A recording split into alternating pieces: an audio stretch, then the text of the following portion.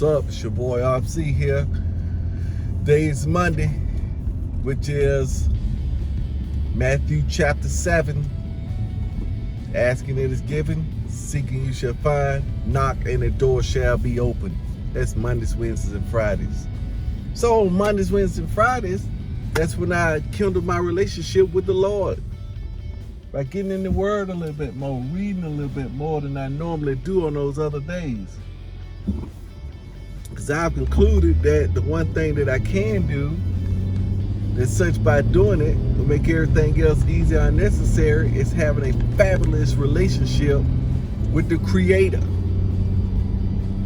Because with those relationships come benefits. That's what my boy Creflo was saying this morning. I popped my boy Creflo in, and he was saying having an intimate relationship with God. He was saying, yeah, I could be out doing, he said Daniel chapter 11, that you would do great exploits. The people who know their God would do great exploits. Not saying that we won't be doing things, because he said you can go out and do things and do good things. But if they're not the right things and they won't have the power of God on it, then they won't be great exploits. They may be great in the eyes of men, but not great in the eyes of God. Because what's a great exploit? We can only measure, we normally only measure by this physical or by comparison to other people. You see what I'm saying? You got a guy that may make $1 billion. We say, oh, that's great right there. Give $1 billion. Oh, that's great right there. But then you got people on the other end that raised the guy that gave the $1 billion. So who did the greater exploit? See what I'm saying? That's in this book called The Noticer. I think that's the book, The Noticer. And the guy says all about perspective, all about how you look at things. And there's that famous quote, when you change the way you look at things you look at change. It's just looking at it, and that's the truth in its essence. You know what I'm saying? That's the truth in its essence. Because we see the same thing, it's just our interpretation of what we see. I'm walking up, man, I see a tree, but somebody else looking at the same tree may see a business, somebody else may see life, a solution, it's the same thing, but it's just how they look at it. And everybody's just a little bit different. Even identical twins raised up in the same household are still different. They look the same, they kind of act the same, but different experiences. The mom may come in and say the inflection may be a little bit different than the inflection to another. Then that perception. They may have looked out the window and saw something, and the other one didn't look out the window. So the only way they'll be able to act identical if they do everything identically. Then I think only then we will have close to identical. Because even when they're identical, they still may be something different, right? They can look exactly the same, but do identical twins be exactly perfect? Even down to their birthmark? Interesting, right? Nah, because they changing. Even though they came from the same, they'll be mostly identical. I think they may be a little, it's a question, right? It's a question. But the guy say there is a stronger connection between identical twins. He was just proving that there was a connection, definitely an invisible connection on this earth, in this universe, in this realm. There's definitely something going on behind the scenes for sure. Like I said, I'm just trying to get more and more in tune with that thing that's going on behind the scenes, because to me, logically, even with logic, it's gotta be more real. So praise Jesus. But he was saying having an intimate relationship with God, you know what I'm saying? just spending more time with him. My daughter was saying, yeah, I don't pray a lot, but I talk to God a lot. I said, what's the difference? You know, what's the difference? You know what I'm saying? I talk to God a lot too. I like talking to God. In Jesus, in the Holy Spirit. I like talking to him. Because there is a connection. So you see what I'm saying? So this day right here is gonna be a pretty fantabulous day. Because I've already asked my questions last night.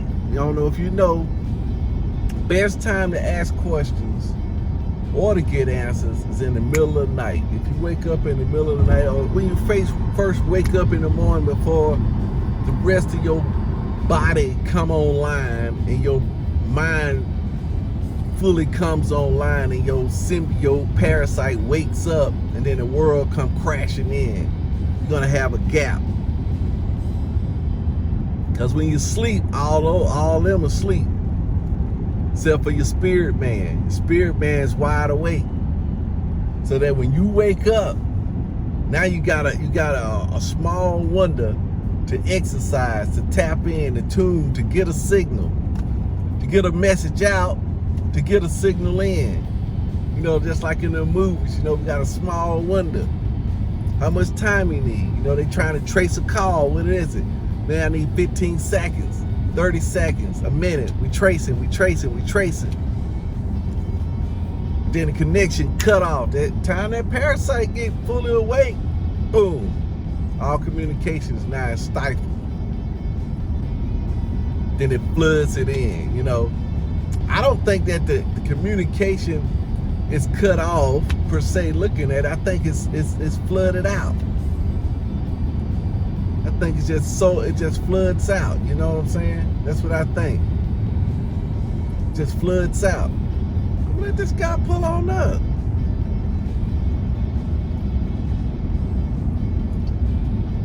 Just floods out. That's what I think. It comes in and just floods that word out. And that's what Creflo was saying this morning. That what the devil does is, the reason they call it wicked, just like he said, like wicked furniture, I mean it's twisted. Pastor said that it's perverted. He said the way you get in is that you use the genuine, but you pervert it into a counterfeit. He said, but man, if you just look at it, the idea that there's a counterfeit reinforces the fact that there's a genuine.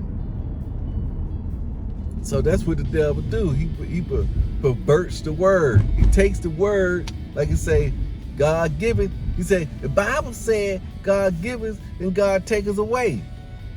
Creflo said, man, look, yeah, that's true. It does say that in the Bible, but God didn't say it. So a lot of times people confuse just because it's in the Bible that it was said by God, but you got to look at the context. That was what Job said. Job said that out of his deranged mind and his great turmoil and sadness. That's what he said. That was his perception. And pastors say back then that was the only perception. They didn't have a concept of what the devil was. That there was other forces and stuff going on. They knew about God, but they didn't understand.